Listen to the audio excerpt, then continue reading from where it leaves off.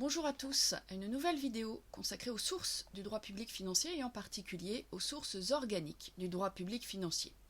Il est question du texte de référence en la matière qu'est la fameuse LOLF, Loi organique relative aux lois de finances du 1er août 2001, qui remplace le précédent texte applicable dans le cadre de la Ve République, à savoir l'ordonnance du 2 janvier 1959. Je vous indique à ce stade que vous disposez déjà parmi les vidéos proposées sur cette chaîne d'une vidéo dédiée à la LOLF, à une présentation générale de ce texte au travers des objectifs que l'on a fixés à ce texte, à savoir rénover le pouvoir budgétaire du Parlement et améliorer la gestion publique. Je vous renvoie à cet effet au focus numéro 8, c'est lui qui vous donnera les indications générales sur le sujet. Ici, il est question dans le cadre de cette vidéo de s'interroger sur les raisons pour lesquelles en 2001 ce texte a été adopté et surtout pourquoi il a fallu presque plus de 40 ans pour que l'ordonnance de 1959 soit remplacée par le texte de 2001, alors qu'au lendemain même de l'adoption de l'ordonnance de 1959, on avait déjà constaté de nombreuses imperfections dans ce texte, des imperfections dont nous reparlerons dans la suite de ce cours. Il est question en effet de problèmes d'interprétation du texte, il est question de vide juridique, de dispositions qui manquent dans l'ordonnance de 1959, il est question également de dispositions inconstitutionnelles. J'évoquerai tout cela dans le cadre de cette vidéo de manière assez générale. Il faudra effectivement approfondir le sujet au travers des exemples qui seront distillés dans le cadre des différentes vidéos à venir. Toujours est-il que il faut savoir que la LOLF est le produit d'une 36e proposition de révision de l'ordonnance de 1959.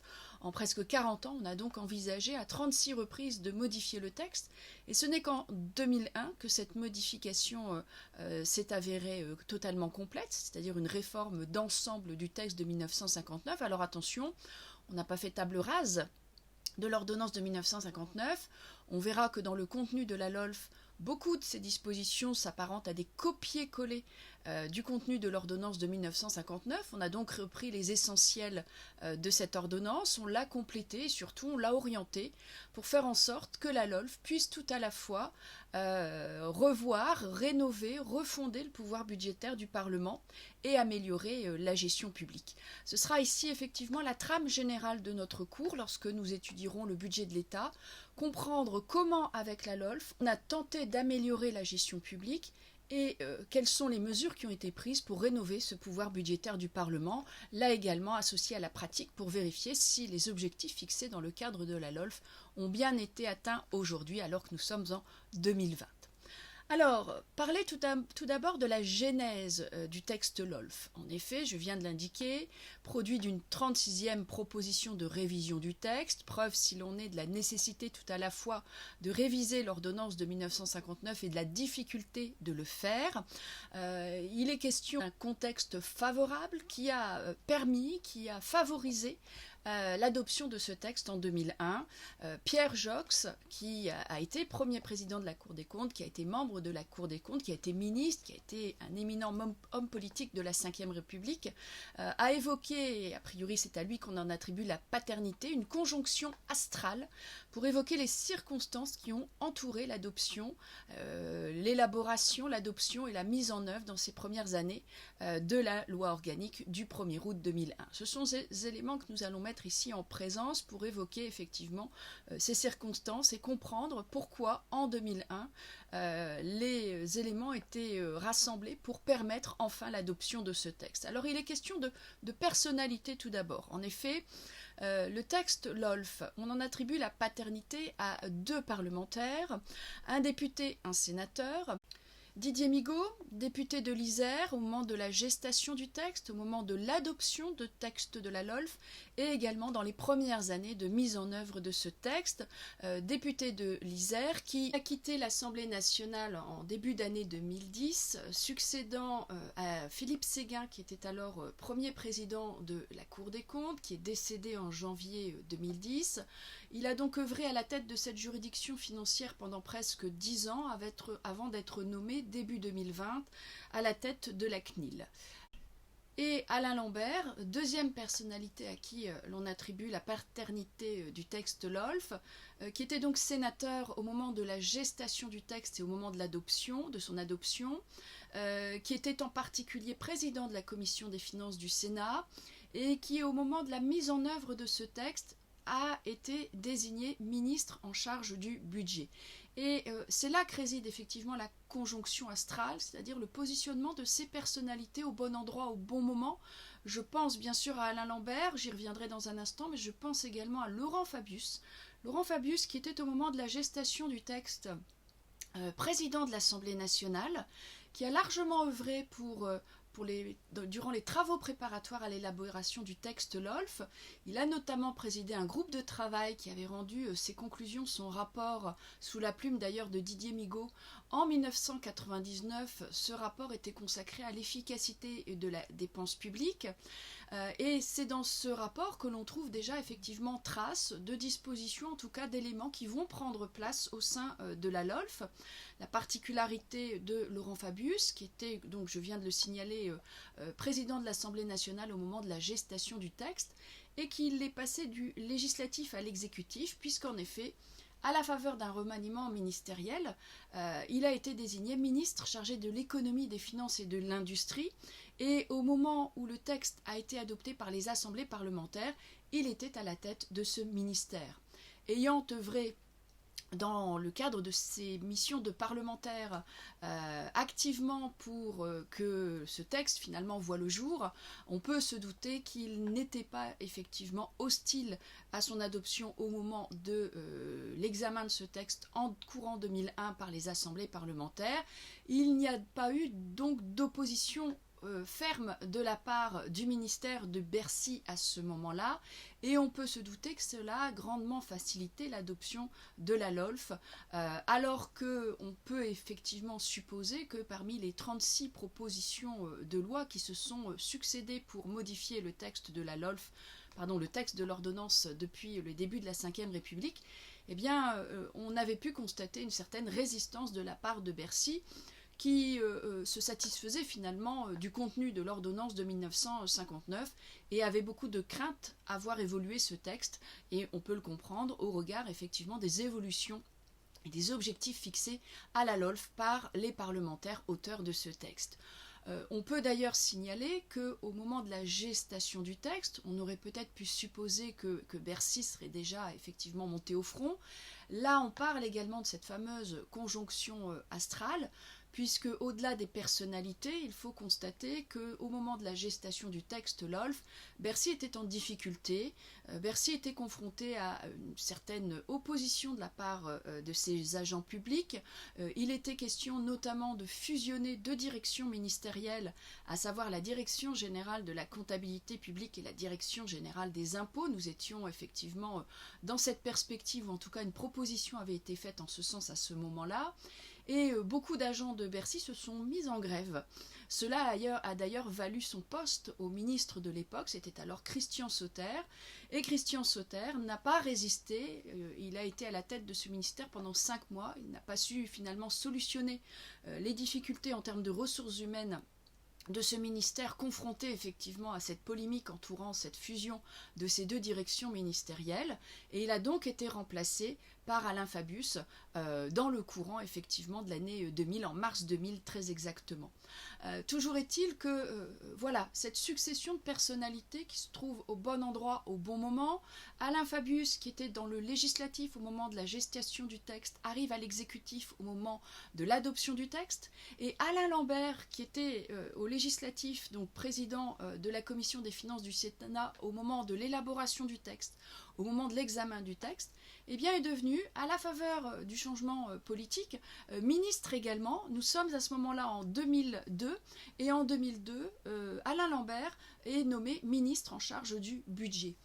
Il était donc bien évident qu'au moment de la mise en œuvre de ce texte également, qui venait d'être adopté 2 ans auparavant par les assemblées parlementaires, eh bien Alain Lambert allait pouvoir contribuer de la même manière que Laurent Fabius avait pu contribuer, en tout cas avait permis que Bercy ne s'oppose pas, ne mette pas de bâton dans les roues pour l'adoption de ce texte, eh bien à faciliter la mise en œuvre de ce texte dans ces premières années. Voilà, cette conjonction astrale, c'est déjà une conjonction de personnalités qui se sont trouvées au bon endroit, au bon moment. Cette conjonction astrale, on la trouve également sur d'autres éléments. Pour vous en donner un exemple, on peut évoquer également la fenêtre de tir durant laquelle on a commencé à mettre en œuvre le texte de la LOLF, puisque bien évidemment, on va comprendre, et peut-être l'avez-vous détecté, supposé déjà en visionnant le focus numéro 8, la mise en œuvre du texte de la LOLF allait nécessiter, notamment dans le cadre de l'amélioration de la gestion publique, un certain nombre de mesures qui étaient susceptibles de toucher à la ressource humaine. Je m'explique. L'idée, c'était bien évidemment de comparer, de faire une analyse de la dépense publique, de comparer les dépenses publiques entre les différents services, et à services comparables d'en tirer des conséquences. Prenons un exemple, une préfecture qui délivre des titres de séjour, on fait une analyse chiffrée de cette activité, on constate qu'autant de titres de séjour sont délivrés par mois par tel service, de telle préfecture, et on constate que le même nombre de titres est géré au mois par une autre préfecture, et avec une comparaison à opérer, c'est-à-dire que pour l'un des services, on a 7 personnes dédiées, alors que pour l'autre service, on en a 10. On va nécessairement en tirer la conséquence que il y a peut-être effectivement trop de personnes sur l'une de ces deux préfectures, et on va donc arbitrer, on va peut-être envisager un déplacement de ces personnels. Là, la difficulté, c'est bien évidemment d'éviter que cette gestion de la ressource humaine ne conduise les syndicats à faire grève, à défiler dans la rue pour obtenir que effectivement le texte ne soit pas adopté sous ce volet-là. Et la chance finalement, c'est que les gouvernements successifs ont pu profiter d'une fenêtre de tir de l'ordre d'une dizaine d'années, durant laquelle la moitié des effectifs de l'État sont partis à la retraite. C'était la génération du baby-boom qui partait à la retraite. Il était donc possible de profiter de cette fenêtre de tir pour finalement ne pas supprimer, en tout cas déplacer les personnes d'un service à un autre pour tirer les conséquences de cette comparaison de l'activité des services, mais en définitive, de profiter du départ en retraite d'un certain nombre de personnes pour ne pas finalement les remplacer et donc gérer sur la longueur cette mise en œuvre de la LOLF pour tout à la fois effectivement réduire les effectifs et améliorer la gestion publique. En tout cas, c'est la fenêtre de tir dont on a profité durant les premières années d'application du texte. Cette fenêtre de tir a permis effectivement de réduire les effectifs, notamment dans le courant des années 2005 à 2009, on le voit d'ailleurs chiffre à l'appui lorsqu'on analyse le contenu de la loi de finances, on voit diminuer de manière assez significative les effectifs de la fonction publique de l'État. On pense notamment à la mise en place, notamment en 2007, de la révision générale des politiques publiques, mise en place avec le président Sarkozy, qui avait permis là également de favoriser la maîtrise de la dépense de l'État, et tous ces éléments combinés ont finalement permis la mise en place de ce texte. Alors, autre élément à prendre en considération également, que j'ai commencé à évoquer brièvement lorsque j'ai évoqué la mise en œuvre de ce texte et la possible effectivement opposition des syndicats, ce qui n'a pas été le cas finalement. Cette opposition des syndicats, on aurait pu également la détecter au moment de la gestation du texte, au moment de l'adoption du texte. On peut s'étonner d'ailleurs que les syndicats ne soient pas montés au front à l'époque. Aucun fait de grève, aucune opposition, aucune contestation. Il faut comprendre que la LOLF a été entreprise dans un cadre relativement intime, on va dire. En tout cas, pour vous faire comprendre un petit peu l'ambiance générale, je vais reprendre une citation, en tout cas une phrase de Laurent Fabius, qu'il a formulée lors d'une intervention 10 ans après la mise en place du texte LOLF. Un colloque a été organisé sur Paris à ce sujet-là, et Laurent Fabius était intervenu, de même d'ailleurs que les deux pères de ce texte, Alain Lambert et Didier Migaud. Et cette phrase, je pense, explique tout. Il avait signaler que voilà, le cadre d'adoption de la LOLF avait été « Pour voter heureux, votons caché. Et c'est bien la formule qui nous permet de comprendre pourquoi la LOLF a finalement rencontré aussi peu de résistance au moment de sa gestation, au moment de son adoption. C'est qu'en définitive, très probablement, les syndicats ont pu être déroutés par l'appellation de ce texte. Probablement ne s'attendaient-ils pas, derrière un texte consacré aux lois de finances, à ce qu'il y ait une rénovation en profondeur du fonctionnement de l'administration au travers de l'amélioration de sa gestion publique. Effectivement, exiger d'une administration qu'elle s'implique en termes de performance, puisque je vous le rappelle, le terme de performance est clairement employé dans le cadre de la LOLF. On demande à l'administration depuis la LOLF de s'engager en termes de performance, en termes d'objectifs. On en vient à mesurer l'activité des agents publics au travers de la réalisation ou non des objectifs qui leur ont été fixés. Bref, cette perspective aurait pu effectivement susciter une certaine réserve de la part des syndicats. Cela n'a pas été le cas. Et quand j'indique voter heureux, votons cachés, en reprenant ici la formule de Laurent Fabius, eh bien effectivement, c'est pour évoquer la relative confidentialité dans laquelle le texte a été adopté. Il faut d'ailleurs signaler que le texte de la LOLF fait partie des rares textes sous la Ve République à avoir été adopté à la quasi-unanimité des deux assemblées parlementaires, à part le Parti communiste qui s'est abstenu, mais autrement, l'ensemble des autres partis politiques ont acquiescé, ont accepté, ont voté ce texte financier. Preuve s'il en est effectivement de la convergence des points de vue sur la nécessité tout à la fois de rénover le pouvoir budgétaire du Parlement et d'améliorer la gestion publique, mais en tout cas un fait suffisamment particulier pour nous faire comprendre que finalement une certaine réserve des parlementaires au moment des travaux préalables à l'examen de ce texte devant les assemblées parlementaires a permis finalement d'éviter une fronde des syndicats sur le sujet. En tout cas voilà, différents éléments rassemblés, un contexte bien particulier qui explique pourquoi la LOLF a été possible en 2001. Elle ne l'était pas avant, elle ne l'aurait probablement pas été dans les mêmes termes après, du fait de cette fenêtre de tir et de départ massif à la retraite de la génération du baby-boom. Toujours est-il qu'aujourd'hui, la question se pose, alors que la LOLF avait quand même deux objectifs principaux, à savoir améliorer la gestion publique et rénover le pouvoir budgétaire du Parlement. La question se pose, et on y répondra au cours des différentes vidéos à suivre, est-ce que ces objectifs ont ou non été atteints ? Avant d'en terminer avec cette vidéo, je reviens sur un point évoqué dans le cadre de cette conjonction astrale, vous évoquant notamment les difficultés rencontrées par Bercy qui ont très probablement effectivement conduit à ce que Bercy n'ait pas un œil attiré sur le contenu du texte au moment où il était en gestation et en examen devant les assemblées parlementaires.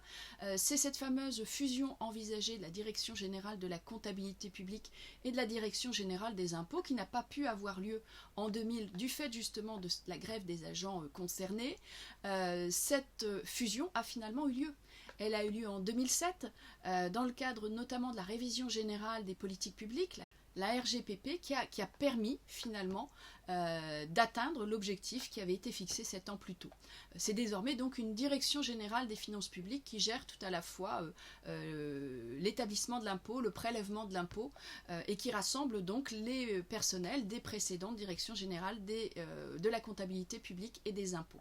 Alors voilà pour cette petite précision, on en a ici effectivement terminé pour une approche générale de cette évolution des textes organiques, de l'ordonnance de 1959 à aujourd'hui la LOLF. Une dernière précision, on comprend, j'espère que vous comprenez maintenant l'importance de ce texte LOLF en ce qu'il va avoir d'implication sur le fonctionnement de l'administration. Ceci explique que le texte LOLF a été mis en place sur une période quand même relativement étendue, puisque si les premières dispositions de ce texte ont pu entrer en vigueur dès le 1er janvier 2002. Le texte LOLF a totalement remplacé l'ordonnance de 1959 à partir du 1er janvier 2006.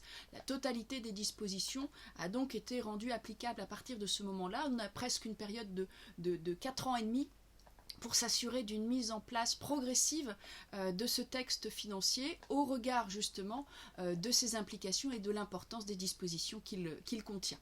Voilà, à suivre donc au travers des différentes vidéos qui vont nous permettre d'approfondir tout à la fois comment le législateur organique a tenté de rénover le pouvoir budgétaire du Parlement et améliorer la gestion publique. Programme à suivre.